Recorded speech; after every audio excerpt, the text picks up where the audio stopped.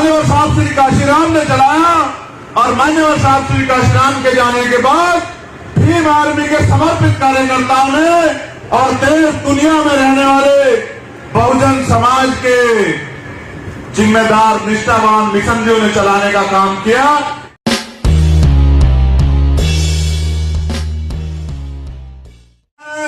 UP से चल के यहां आया, करुणा के सागर तथागत गौतम बुद्ध, संत शिरोमणि सतगुरु रविदास जी महाराज, भगवान वाल्मीकि महाराज, गुरु नानक देव, संत कबीर, परिवर्तन के नायक राष्ट्रपिता ज्योतिबा फूले, मां फातिमा शेख, मां सावित्रीबाई फूले, आरक्षण के जनक छत्रपति साहू जी महाराज और वीर परमवीर योद्धा जिनका आज परिनिर्वाण दिवस है छत्रपति शिवाजी महाराज, नारायण गुरु, पैरियर रामा नायकर स्वामी, पैरियर लल्लई यादव, बाबू जगदेव प्रसाद कुशवाहा, जननायक कपूरी ठाकुर, मान्यवर दीना भाना वाल्मीकि साहब, परम पूजनीय विश्व रत्न बाबा साहब doctor Bhimrao Ambedkar,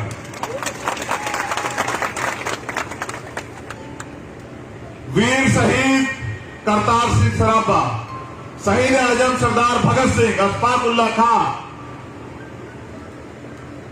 Sardar Udham Singh, doctor APJ Abdul Kalam साहब और मेरे रहबर, मेरे गुरु, मेरे आदर्श मान्यवर साहब श्री काशीराम, आप सभी को नमन करते हुए, उड़ीसा की धरती को नमन करते हुए, यहां की महान जनता, 1848 से चला सामाजिक परिवर्तन का आंदोलन जो राष्ट्रपिता ज्योतिबा फूले के नेतृत्व में चला, जिसको राष्ट्रपिता ज्योतिबा फूले के जाने के बाद बाबा साहब अम्बेडकर ने चलाया, जिसको बाबा साहब अम्बेडकर के जाने के बाद मान्यवर साहब श्री काशीराम ने चलाया और मान्यवर साहब श्री काशीराम के जाने के बाद भीम आर्मी के समर्पित कार्यकर्ताओं ने और देश दुनिया में रहने वाले बहुजन समाज के जिम्मेदार निष्ठावान मिशनरियों ने चलाने का काम किया और जिसको आज सिद्धांतिक रूप से चलाने का मौका मुझे मिला,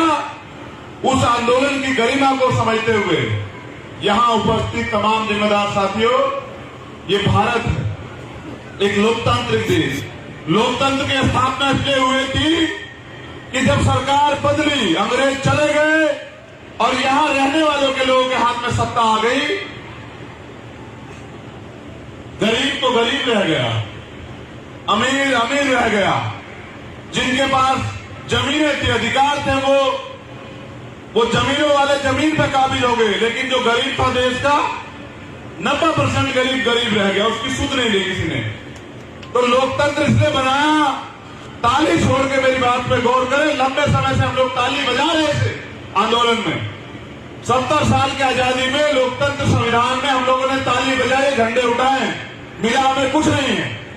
तो ताली छोड़ के मेरी बात पे गौर करें कि लोकतंत्र इसलिए बनाया गया था कि अंतिम व्यक्ति को भी वो अधिकार, वो सुविधाएं मिले जो अमीरों को हैं।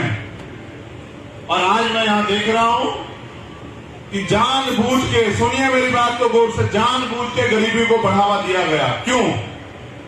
क्योंकि अगर हर व्यक्ति आर्थिक रूप से संपन्न हो जाएगा, उसके पेट में जो है रोटी होगी, उसके घर में जो है राशन होगा, तो वो सवाल करेगा, अपना हक मांगेगा, अपना अधिकार मांगेगा, अपने लिए न्याय की लड़ाई लड़ेगा। तो ये जो सरकारें हैं किसी की भी, ये सरकारें चाहती हैं कि गरीब गरीब बना रहा है, वो अगले दिन अगर सोचे भी तो रोटी के लिए सोचे, वो सोचे भी तो अपने बच्चों की पढ़ाई के लिए, फीस के लिए सोचे, वो सोचे भी तो अपने बच्चों के इलाज के लिए सोचे, वो सोचे भी तो मकान बनाने के लिए सोचे। उसके पास इतना पैसा ना पहुंचे कि उसको सुविधाएं मिल जाए, और अगर सुविधाएं मिल जाएंगी तो वो फिर सवाल करेगा, अपने हिस्से के अधिकार मांगेगा। उनके हिस्से के अधिकार आपको ना देने पड़े, इसलिए इनको रोटी में उठा पे। देखो, हम यहां गुलाम पैदा जरूर हुए होंगे, लेकिन गुलाम मरेंगे नहीं, क्योंकि जिस समाज को समाज को गुलामी की आदत पड़ जाती है, जिस समाज को मुफ्त में खाने की आदत पड़ जाती है, जैसे सरकार देती है ना 2 रुपए किलो चावल, 1 रुपए किलो चावल, 4 रुपए किलो चावल, जिस समाज को मुफ्त में खाने की आदत पड़ जाती है वो समाज कभी क्रांति नहीं कर सकता, और जो समाज क्रांति नहीं कर सकता है वो कभी शासक नहीं बन सकता है, और जो समाज शासक नहीं बनेगा उसको ना न्याय मिलेगा ना अधिकार मिलेगा। और जिस समाज के पास शासक की जिम्मेदारी नहीं होगी, शासक वर्ग जो समाज नहीं होगा, उनकी बहन बेटियों के साथ अन्याय अत्याचार जारी रहेगा, उनका सामाजिक बहिष्कार भी होगा, मूछें रखने पे उनकी हत्याएं भी होंगी, घोड़ी पे चढ़ने पे उनको बेइज्जत भी किया जाएगा, आगे बढ़ने पे उनके रास्ते रोके भी जाएंगे, उनको जो तमाम तरह से तड़फाया जाएगा, पिछाड़ा जाएगा। ये उन लोगों के साथ होगा जो शासक वर्ग नहीं होंगे। बाबा साहब अम्बेडकर ने जिस दिन वोट का अधिकार आपको दिलाया ना, 1 वोट 1 बल्ले, राष्ट्रपति की वोट का भी वही कीमत है और आप गरीब आदमी की वोट की भी वही कीमत है, मेरी माँ बहनों की वोट की भी वही वैल्यू है। तो जब उन्होंने वोट का अधिकार दिलाया तो उन्होंने हंसते हुए पता है क्या कहा कि आज मैंने रानी का पेट काट दिया, आज मैंने रानी का पेट चीर दिया है, आज के बाद वो राजा जो है वो आपकी वोट से तैयार होगा। तो भारत के अंदर और उड़ीसा में 90% बहुजन समाज के लोग, जो SC ST OBC माइनॉरिटी के जो लोग हैं, उनका राज आएगा, मगर राज तो आपका नहीं आया भाई। क्यों नहीं आया? इसलिए नहीं आया क्योंकि राज को छीनने की चेतना आपके अंदर जागरूक नहीं हुई। राज होता क्या? राज होता है इस देश पे आपका हक अधिकार, इस देश के सिस्टम पे आपका हक अधिकार, और वो मांगने से नहीं मिलेगा। आप सोचिए, जो अधिकार आपसे छीन गए हैं उनको वापस लेने के लिए आपको आंदोलन करना पड़ता, कुर्बानी देनी पड़ती है। आप राज व्यवस्था छीनने की बात कर रहे हैं, आप सरकार बनाने की बात कर रहे हैं, इसमें तो तमाम मुसीबतें हैं। ये लोग आपकी हत्याएं भी करेंगे, आप पे झूठे मुकदमे भी करेंगे, आपकी सभाएं भी कैंसिल कराएंगे, आपको पीटेंगे भी। तो मांगने से तो राज नहीं मिलेगा, राज को छीनने के लिए लड़ना पड़ेगा, और लड़ने के लिए भाई पढ़ना पड़ेगा। समझ रहे नहीं समझ रहे हो? पहले अपनी पढ़ाई को मजबूत करो, और पढ़ाई को मजबूत करके इस देश में जो राज व्यवस्था है, जहां गरीब का बेटा भी नेता बन सकता है। क्या तुम में से कोई गरीब का बेटा नेता बना? बताओ, बना या नहीं बना?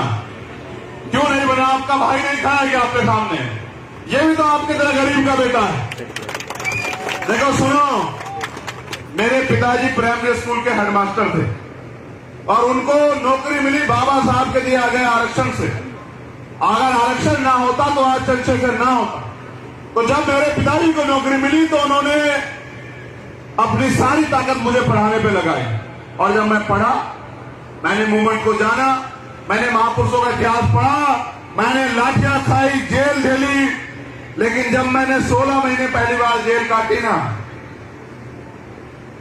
मैं हर एक रात ये जाग के जो है ना सोचा करता था कि मुझे कभी मौका मिलेगा तो मैं ये गुलामी अपने लोग की काट, जड़ से काट दूं मैं गुलामी, जो गुलामी हमारे लोगों पे थोपी गई है, जिस गुलामी की वजह से हमारे लोग आज भी रोटी रोटी के मोहताज।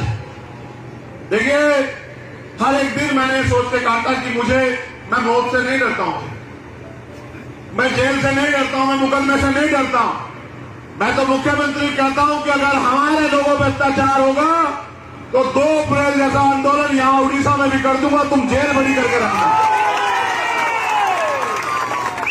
क्योंकि मेरे ऊपर जिम्मेदारी ज्यादा है, इसलिए उड़ीसा कम आता हूं। मैं पहली बार उड़ीसा भले आया, लेकिन आखिरी बार नहीं आया मैं बार बार उड़ीसा आऊंगा, क्योंकि आज आपने साबित कर दिया कि उड़ीसा के लोग परिवर्तन चाहते हैं। तो जब मैं जेल में था तो रोज ये सोचा करता था कि भाई ये कैसी जिंदगी, जहां ना तो बोलने का अधिकार है, ना ही घूमने का अधिकार है, ना ही चलने का अधिकार है, ना ही जो है वो अधिकार जो संविधान देता है वो अधिकार है। तो भाई ये कैसी जिंदगी, तो गुलामी है। तो मैंने कहा भाई ये गुलामी जो है काटनी, इसके लिए घर घर जाके लोगों को तैयार करना है। तो मैं तो धन्यवाद देता हूं यहाँ की टीम का, हमारे माननीय अध्यक्ष जी और उनके तमाम जिम्मेदार साथी, हमारी महिला नेत्री, हमारे इस मंच पे जो बैठे जिम्मेदार लोग हैं, मैं उन सबका धन्यवाद देता हूं कि उनकी मेहनत की वजह से उड़ीसा में आने का मुझे मौका मिला। अब मैं आपको बताता हूं लोकतंत्र होता क्या है, राज व्यवस्था में क्या क्या गारंटी जो है आपकी है। मेरी बात को गौर से सुनना अध्यक्ष जी आपकी। ये लड़ाई जो है ना, ये सिर्फ रोटी कपड़ा मकान की नहीं, ये लड़ाई है स्वाभिमान, ये लड़ाई है सम्मान की, ये लड़ाई है हक अधिकार की, और ये लड़ाई है देश में अपनी हुकूमत की, अपने राज की। बाबा साहब अम्बेडकर ने संविधान के अंदर आपको 8 चीजों की गारंटी दी, याद रखना मेरी बात को। और यहाँ सरकार के लोग भी हैं, मैं तो जानता हूं आईबी के लोग भी होंगे, इंटेलिजेंस के लोग भी होंगे, LIU के लोग भी होंगे। 8 चीजों की गारंटी जो है ना, मीडिया के लोग भी हैं, सरकार देती है। सुनना चाहोगे क्या क्या गारंटी है? कितने लोग सुनना चाहते हैं? हाथ खड़े करके बताएं। चलो सुनो फिर। भारतीय संविधान में 8 गारंटी आपको मिली है कि जिसकी सरकार बनेगी वो उस प्रदेश में रहने वाले अंतिम व्यक्ति को भी ये देगी। क्या?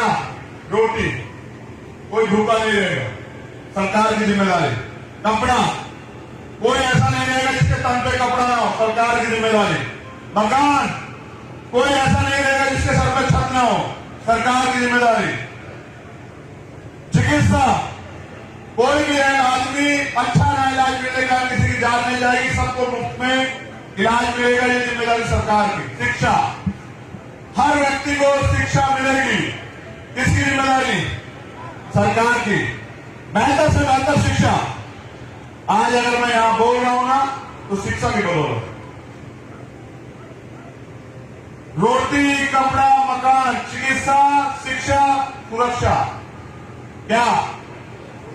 अंतिम व्यक्ति को भी सुरक्षा देगी सरकार। कोई किसी में अन्याय अत्याचार नहीं कर सकता, जो करेगा वो जेल जाएगा, उसको सजा होगा। और ये पुलिस व्यवस्था इसीलिए, समझ रहे हो, ये आप पे अत्याचार करने के लिए नहीं, सरकार की चाटुकारिता करने के लिए नहीं है। इनको तनख्वाह इसलिए मिलती है कि आपकी सुरक्षा करें। 7वीं गारंटी, रोजगार। हर व्यक्ति के जीवन को अच्छा बनाने के लिए सरकार रोजगार देगी, और रोजगार नहीं देगी तो रोजगार भत्ता देगी। आप जानते हैं अमेरिका में हर व्यक्ति को 1,75,000 रुपए रोजगार भत्ता मिलता है जब तक नौकरी नहीं मिलती, और जब सरकार नौकरी देती है तो फिर भत्ता नहीं देती। क्या आपको सरकार भत्ता देती है? क्या सरकार आपको नौकरी देती है? 8वीं गारंटी, न्याय। हर व्यक्ति का जन्मसिद्ध अधिकार है कि उसे न्याय मिलेगा, लेकिन क्या न्याय यहां मिल रहा है? कोर्ट जाओगे तो हाई कोर्ट के लिए आपको वकील देना पड़ेगा, वो 1 लाख रुपए फीस लेगा। गरीब व्यक्ति कैसे जाएगा कोर्ट भाई? जिसकी लाठी उसकी भैंस है? जिसकी लाठी उसकी भैंस। हाँ, ये कह रहे हैं पीछे, जिसकी लाठी उसकी भैंस। तो सुनो, हमारा झंडा और डंडा दोनों बहुत मजबूत है, याद रखना मेरी बात। देखो, तुम मेरी एक मदद करा दो। ये 8 गारंटी हम हमेशा के हर व्यक्ति को देंगे, 8 की 8 गारंटी। लेकिन उसके लिए आप घर घर जाके तैयार करवा दो कि लोगों को वोट की वैल्यू समझाओ। वोट का अधिकार बिकने के लिए नहीं मिला, वोट का अधिकार मुफ्त में कुछ मिल जाए तो लेने के लिए नहीं मिला है। वोट का अधिकार मिला है गुलामी से मुक्ति के लिए। कौन सी गुलामी? वो गुलामी जो भेदभाव करती है, वो व्यवस्था जो हमें नीच बताती है, वो व्यवस्था जो हमारे अधिकार छीनती है, जो हमारा सामाजिक बहिष्कार कराती है, वो व्यवस्था जो हमें गरीबी के कारण जो है अपमानित करते, उस व्यवस्था को बदलने में मदद करें। अगर आप मदद का वादा करते हैं, जो लोग यहां बैठे हैं वो भी और जो लोग सामने बैठे हैं वो भी, तो मैं गारंटी देता हूं कि आपकी तमाम तरह की परेशानी, क्योंकि बाबा साहब अम्बेडकर ने कहा पॉलिटिक्स इज द मास्टर की। सभी समस्याओं की चाबी है सत्ता। अगर सत्ता आपके हाथ में आएगी तो आपकी सारी समस्याओं का निराकरण होगा। अगर सत्ता आपकी होगी तो ये मंच बहुत बढ़िया बनेगा, हर व्यक्ति कुर्सी में बैठेगा और हर व्यक्ति के लिए एसी लगा होगा। अगर सरकार आपकी होगी, सरकार आपकी नहीं होगी तो आप भी धूप में रहोगे, मैं भी धूप में रहूंगा। समझ रहे हो? ये लड़ाई रोटी कपड़ा मकान की नहीं है, ये लड़ाई हिस्सेदारी की, हकदारी की, कि आपका राजा आपके हाथ में सरकार आए, आप लोगों को चलाएं, लोगों के लिए व्यवस्था करें, ऐसा राज स्थापित करें कि कोई जानती ना हो। जैसे हमने तो बेगमपुरा राज संत श्रोमणी सतगुरु रविदास जी महाराज ने 600 साल पहले लिखा। कौन सा राज? बेगमपुरा राज। उन्होंने कहा ऐसा चाहूं राज में जो मिले सबनु अन्न, और छोड़ बड़े सत्संग बसे रविदास रहे पर। कैसा राज? जहां सभी को तमाम तरह की सुविधाएं हो, जो मैंने गारंटियां दी है वो गारंटियां हो सबके पास, सबको रोजगार मिले, सबको न्याय मिले, कोई भेदभाव ना हो, किसी में डर का माहौल ना हो, ना चोरी का ना हत्या, कोई डर ना हो, सब प्रेम भाईचारे से रहे। लेकिन सुनो, कमजोर और ताकतवर में कभी समझौता नहीं होता। जो लोग ताकतवर है वो कभी आपको इंसान नहीं मानेंगे, और आप अपने अगर आपको इंसान बना के रखना चाहते हैं तो इनसे सत्ता छीन लो, अपनी हिस्से की सत्ता जो है इनसे छीन लो, और छीन के जो है अपने गरीब लोगों के कदमों में डाल दो। ये सत्ता हर एक जाति नहीं ले सकती, इसलिए आपको चाहिए बहुजन समाज बनाना, आपको चाहिए दलित समाज की सभी जातियों को जोड़ना। क्या दलित समाज की जातियों में आपस में झगड़ा है? लेकिन मुझे लोग आपस में एकजुट नहीं है? तो जो भीम आदमी के लोग हैं, जो आजाद समाज पार्टी से प्यार करते हैं, जो अपने गुरु महापुरुषों से प्यार करते हैं, क्या बाबा साहब अम्बेडकर ने हमें कहा कि भेदभाव करें? नहीं कहा ना। तो आप लोग क्यों भेदभाव करते हो? कल आज से ही अपने भाईचारे को मजबूत करो, समझ लो। शेड्यूल कास्ट के लोग, दलित जाति के लोग आपसी भाईचारा मजबूत करें। जितनी भी जाति बात छोड़ना पड़ेगा। अगर आप रोटी रोजी से कमाना चाहते हैं तो मैं आपसे कहूंगा कि आप कुछ और काम देख लें।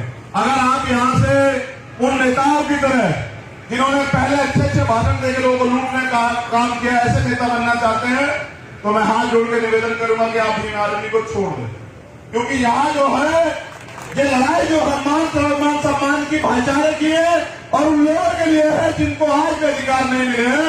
आपको जिम्मेदारी दी गई है कि आप उनके अधिकारों की लड़ाई लड़ें। आप ऐसा कोई काम न करें जिससे कि मैं भी बदनाम हो जाए, समझे? ऐसा कोई काम न करें जिससे कि लोगों का विश्वास मेरे प्रति भी कमजोर हो, क्योंकि मैं आपका ना बिकने वाला भाई हूं, मैं आपका नेता नहीं हूं।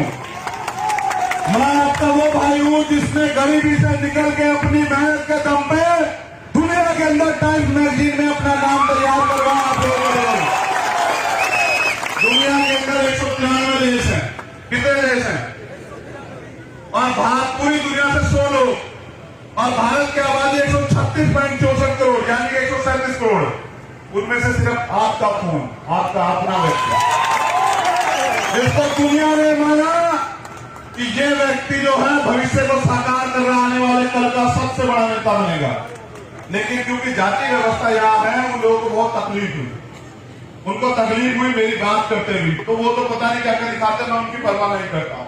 अब मुझे लगता है कि किसान भी आंदोलन में है, मजदूर भी आंदोलन में है, गरीब भी आंदोलन में है, बीमा कर्मी भी आंदोलन, बैंक कर्मी भी आंदोलन में है। ये सरकार जो सेंटर में बैठी है ये निजीकरण कर रही है, डर के आपसे सीधा आरक्षण नहीं खत्म कर रही है। 2 अप्रैल को जब आप सड़कों पर आए तो सरकार डर गई। सुप्रीम कोर्ट से आपका जो छीनने का प्रयास था SC/ST एक्ट, उसको वापस करा, समझ रहे हो? तो अब ये पिछले दरवाजे से निजीकरण करके सरकारी डिपार्टमेंट खत्म कर रहे हैं, कल पुलिस भी प्राइवेट हो जाएगी। ये लोग भी हमारे आंदोलन में आ जाएंगे, देख लेना मेरी बात को याद। इनकी भी नौकरियां चली जाएगी। ये क्या करेंगे? ये भी हमसे कहेंगे कि भैया हम भी आपके साथ हैं, तो हम आपका भी साथ देंगे। लेकिन मैं क्या कह रहा हूं, जैसे बैंक कर्मी भी आंदोलन में आए, बीमा कर्मी आंदोलन में आए, नौजवान रोजगार नहीं आंदोलन में आए, किसान आंदोलन में है, तो इसकी सबसे बड़ी समस्या पता है क्या है? सरकार क्यों नहीं डर रही? वो ईवीएम से वोट की चोरी कर रहे हैं। और मैंने तय किया कल 2 अप्रैल के आंदोलन के दिन इस आंदोलन को आगे बढ़ाते हुए, कुर्बानी के जज्बे को जिंदा रखते हुए, अपने शहीदों के सपनों को याद रखते कि एक तो सबसे पहले ईवीएम का इलाज करेंगे, ईवीएम का संपूर्ण इलाज। क्योंकि मैं बाबा साहब अम्बेडकर का बेटा हूं। इस देश में लगी तमाम तरह की बीमारियों का इलाज किया बाबा साहब अम्बेडकर ने संविधान में। और जो बची कुछ बीमारियां जैसे ईवीएम, निजीकरण, कॉलोजियम सिस्टम और जो तमाम तरह की बीमारियां हैं, धार्मिक अत्याचार, मॉब लिंचिंग, इसका इलाज जो है वो भीम आर्मी करेगी। इसलिए आने वाले कल में एक बहुत बड़ा आंदोलन, देश का सबसे बड़ा आंदोलन आपको देखने को मिलेगा ईवीएम के खिलाफ। मैं बहुत ही पहले कर देता। क्या आपको मेरी शक्ति पे भरोसा नहीं है? क्या आप नहीं मानते? आपने गुरु घर जब टूटा दिल्ली में आंदोलन हमारा देखा था, नहीं देखा था? मैं ये आंदोलन बहुत पहले कर देता, लेकिन मैंने इसलिए नहीं किया। मैं उन नेताओं की इंतजार देख रहा था जो चुनाव में वोट मांगने तो आते हैं और चुनाव के बाद कहते हैं से हरा दिए गए। जब मैंने देखा कि उन्हें कुछ करना ही नहीं है, वो तो सिर्फ और सिर्फ अपनी रोटी रोटी चला रहे हैं, तो मैंने समझा कि बाबा साहब अम्बेडकर ने ये कहा कि राजनीति में हिस्सेदारी न करने का सबसे बड़ा नुकसान ये है कि योग्य लोग आपके ऊपर शासन कर रहे हैं और करते रहेंगे। आज चाय बेचने वाले देश चला रहे, देश बेच रहे हैं, और जिनको देश चलाना चाहिए, संविधान को मानने वाले लोग, वो लोग सड़कों पे बैठे हैं। तो मैंने जिम्मेदारी अपने कंधों पे ली, क्योंकि मेरे गुरु, मेरे आदर्श मानने वाले साहब श्री काशीराम ये कहते थे कि मुर्दा लोग मिशन नहीं चलाते, मुर्दा लोग मिशन नहीं चलाते हैं और जिंदा लोग रुकने नहीं देते। तो मैंने एमपी एमएलए बनना स्वीकार नहीं किया। एमपी एमएलए बनना होता तो मैं वहां होता, यूपी के अंदर, उड़ीसा में नहीं होता। मैंने तय किया कि मैं माधव और काशीराम साहब के सिद्धांतों पर चल के, आदर्शों पर चल के पूरे देश में घूम घूम के वंचित वर्ग के लोगों को इकट्ठा करूंगा, उनके अंदर राजनीतिक चेतना जागरूक करूंगा, और रिक्शा चलाने वाला, साइकिल चलाने वाला, मजदूरी करने वाला, भट्टे पे काम करने वाला, साहूकार के यहाँ नौकरी करने वाला हर एक व्यक्ति जो है सोचेगा कि किस तरह हम राज नामने देश हमें। इसलिए मुझे अपने लोगों में राजनीतिक चेतना स्थापित करनी है कि वो समझे कि राज की व्यवस्था में कितनी ताकत है। सरकार भगवान तो नहीं होती भाई, लेकिन भगवान से कम भी नहीं, समझ रहे हो? एक मरे हुए आदमी को जिंदा नहीं कर सकती सत्ता, वरना सारे काम कर सकती है। आप भगवान से रोज मांगते हैं कि मुझे दे दो, मुझे दे दो। आप सत्ता बना दो, आप मांगोगे बाद में, आपको पहले मिल जाएगा। आप याद रखना मेरी बात। देख लो मनीष, ये इधर देखो कितने लोगों ने हाथ मार कर देखा जरा एक बार। चलो अब हाथ नीचे करो। देखो भाई, तमन्ना अगर सच्ची हो तो रास्ते हजार होते हैं, तमन्ना अगर झूठी है तो बहाने हजार होते हैं। तुम सच्ची तमन्ना करके जितने लोग बैठे हो, अगर इतने लोग काम पे निकल जाओगे तो मैं गारंटी देता हूं बेटा आधे लोग भी, तो यहाँ पे 90% जो है आबादी वो बहुजन समाज की है, SC ST OBC माइनॉरिटी की है। और अगर आप उनको जाके वोट की वैल्यू समझा दोगे, सत्ता की कीमत समझा दोगे, तो मैं गारंटी से कहता हूं कि राज यहाँ आपका आ जाएगा। और जब आपका राज आएगा ना, तब यहाँ गरीब असली आजादी देखेंगे, समझ रहे हो? तो तुम्हें इस गुलामी की जिंदगी से बुरा नहीं लगता? तुम्हें नहीं लगता कि गुलामी की जिंदगी खत्म होनी चाहिए? बताओ कितने लोगों को लगता है कि गुलामी खत्म होनी चाहिए? तो गुलामी मांगने से खत्म तो नहीं होगी। मांगने से क्या मिलता है? मांगने वाला क्या होता है? तो तुम लोग भिखारी हो गए, तो फिर मांगने वाले क्यों बने हो? देने वाला क्यों नहीं बनना चाहते? देने वाला बनने के लिए देने वाली सोच भी चाहिए। तो आपसी भाईचारा स्थापित करो। तुम्हें जाके उन्हें दूसरे लोगों ने बांटा, तुमने जातियां नहीं बनाई, समझ रहे हो? इंसान की जाति नहीं होती। अगर जाति होती तो मैं पूरी ईमानदार से कह रहा हूं कि आप किसी भी व्यक्ति को जो पैदा हो जाए बच्चा, किसी भी दूसरे व्यक्ति के घर में, वो किसी भी जाति धर्म का, उसको रखवा दो, और वहां पले बड़े क्या आप बता दो किस जाति का? नहीं बता सकते ना। तो जातियां इंसानों में नहीं होती, जातियां तो होती है जानवरों में, जिनको पहचानना पड़ता है। यहाँ तो हम एक जैसे लोग हैं। ये जातियां इसलिए बनाई क्योंकि जाति की वजह से कुछ लोगों को फायदा है, और कुछ लोगों को ये फायदा है कि वे कहते हैं कि आपको जाति की वजह से नीच है। हम ना तो जाति की वजह से नीच है, ना काम की वजह से नीच है। हम काम कमा के खाते हैं, मेहनती लोग हैं हम, जो है चोर लुटेरे घुसपैठे नहीं, समझ रहे हो? तो अब ये बताओ, अपना राज लाओगे नहीं लाओगे? बताओ, दोनों हाथ उठा के बताओ। खड़े हो जाओ तुम लोग, खड़े हो जाओ, कोई नहीं बैठेगा यहाँ, सब खड़े हो जाओ। दोनों हाथ उठा के बताओ, अपना राज लाओगे नहीं लाओगे? बताओ, इस गुलामी को काटोगे नहीं काटोगे? बताओ, गरीबों का राज आएगा नहीं आएगा?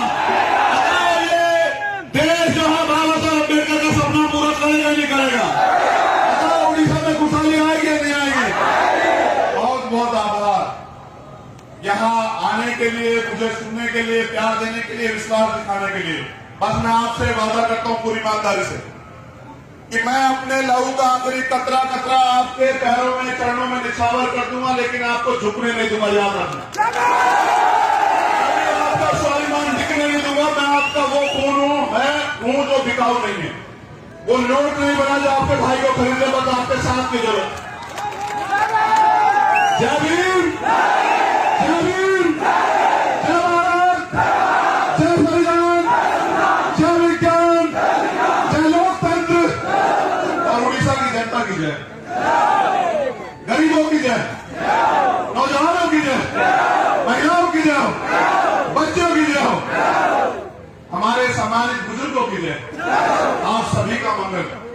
तथागत के अनुकंपा आप सब लोगों पे बनी रहे, आप दीर्घायु हो, सुख रहे और आपका परिवार तरक्की करे। बस आखिरी बात, बहुत जरूरी बात, ये जो महिलाएं हैं ना, ये हमारा सम्मान है। महिलाओं की इज्जत करना सीखो। सब्सक्राइब करें आपके अपने चैनल समता आवाज टीवी को, बेल आइकन दबाना ना भूलें सबसे पहले हमारी वीडियो देखने के लिए।